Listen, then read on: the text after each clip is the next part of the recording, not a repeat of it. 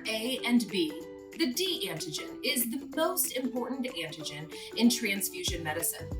The terms Rh positive and Rh negative refer to the presence or absence of the D antigen.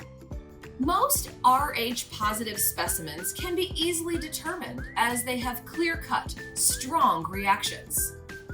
However, some samples don't immediately agglutinate.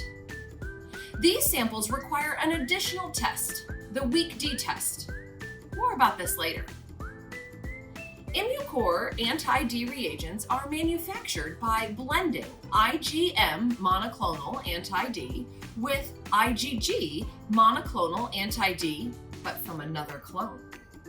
I will now demonstrate D typing. We'll begin first by placing 1 drop of anti-D antisera into an appropriately labeled tube. For our purposes today, I'm going to use 2 D reagents, this one made from a different clone.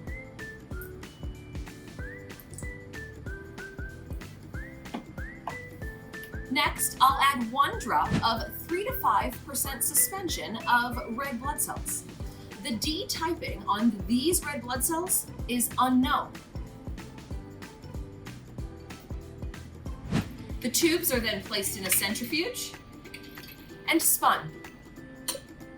After centrifugation, the technologist should read and grade the results. As mentioned earlier, most Rh samples are easily categorized as they have strong, clean results.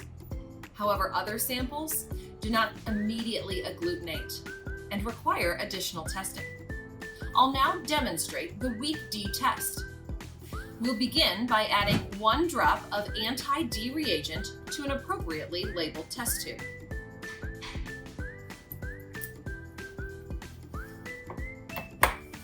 Then, 1 drop of 3 to 5% suspension of red blood cells will be added. The red blood cells in this tube have an unknown D type because the initial D typing was not clear-cut.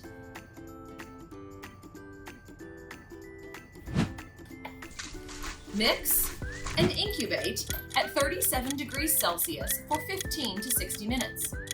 Remember, incubating at the upper end of that time range may enhance reactivity. After incubation, wash the cells 3 times. Then add AHG, mix, and spin in the centrifuge. The technologist will then read and grade the results. All negative anti-globulin tests should be confirmed by adding IgG sensitized cells such as Immucor's check cells.